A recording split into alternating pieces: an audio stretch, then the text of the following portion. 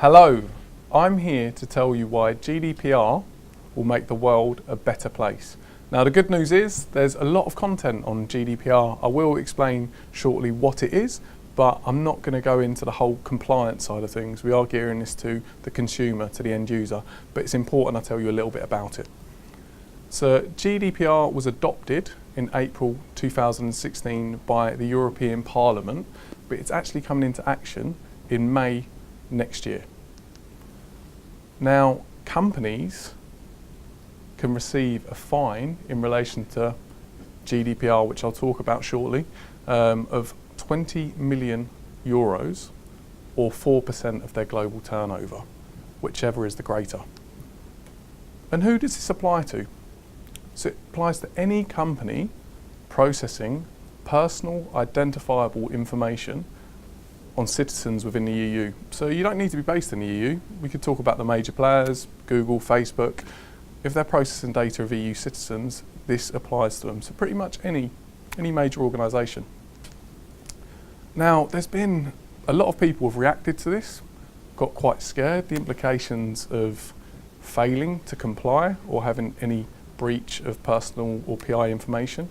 The consequences in terms of those fines are huge. So example is Weatherspoons. This is an article that's on Wired.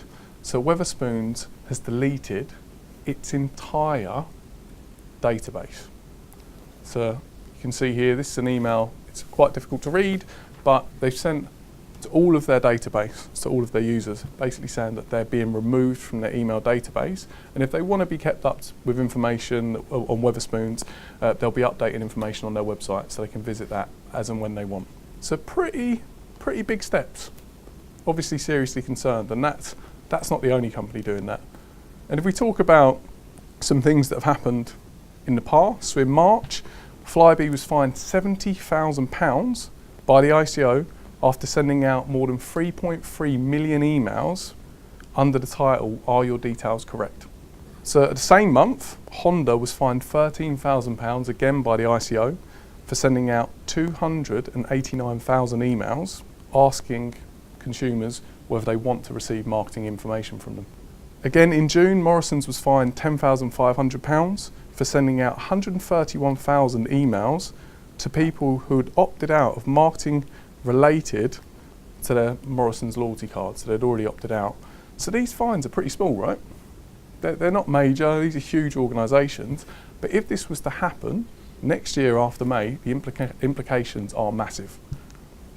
Now, talking about what's actually changed, so what's happening in relation to GDPR. So one of the biggest things is opt-in consent. At the moment, when you opt into something, it's not very clear, massive terms and conditions, it's not really transparent, you don't know what you're opting in for. But more importantly, it's really easy to do. You just click a box, you opt in. Now it's supposed to be as easy to opt out as opt in. So think about that in simple terms. I get so many spam emails, so many spam phone calls. It should, in theory, in future, be easy to stop those and get people to actually comply and remove your information. Now, breaches. So we talked about a couple of breaches. One was in relation to Honda.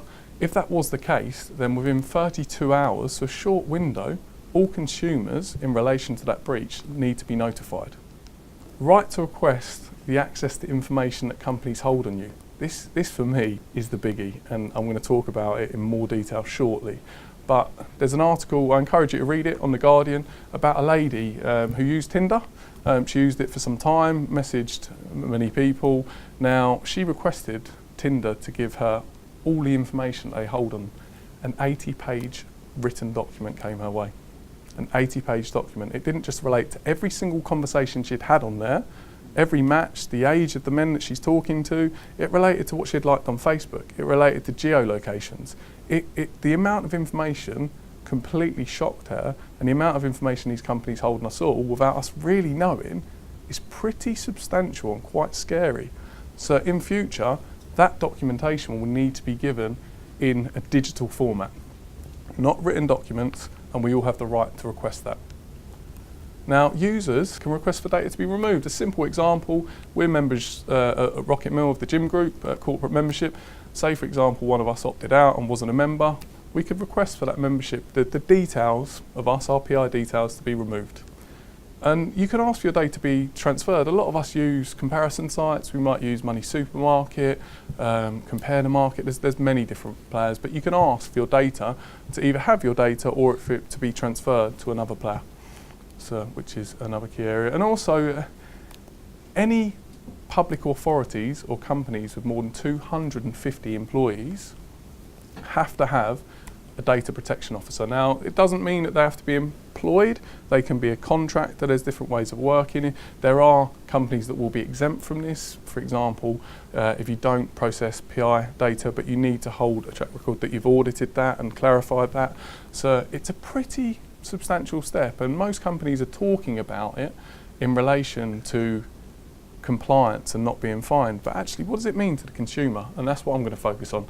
Now, if you do want more technical details, Reese, our head of data and analytics Insight, done a talk back in May, so I'd encourage you to visit this URL if you're more interested in the technicalities.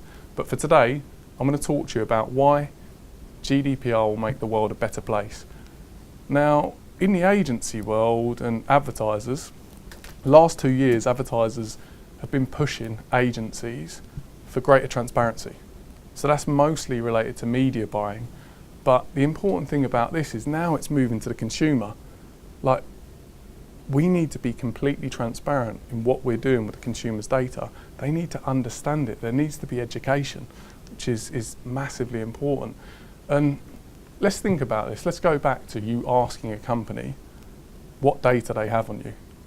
Do you think companies can have thousands of people sitting there putting that information together and sending it across? You can't. Now, the businesses I've talked about, not your Hondas, not historic businesses, but businesses like Facebook, they've been born in the digital world.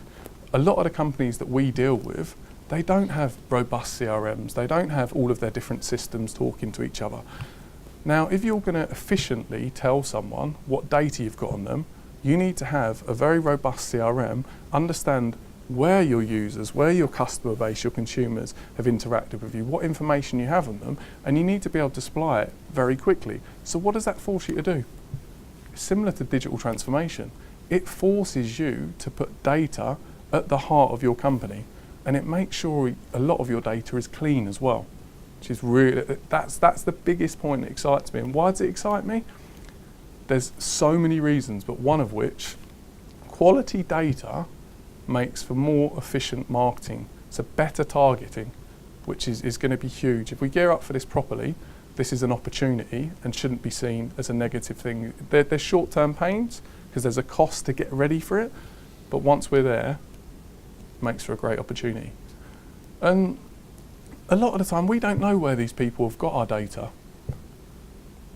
Having complete transparency is going to build a relationship between the advertiser and the consumer.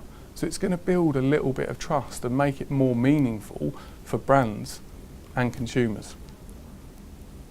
And a lot of the time we talk about, in marketing, we talk about first party data, second party data, and then often to get reach, we use third party data.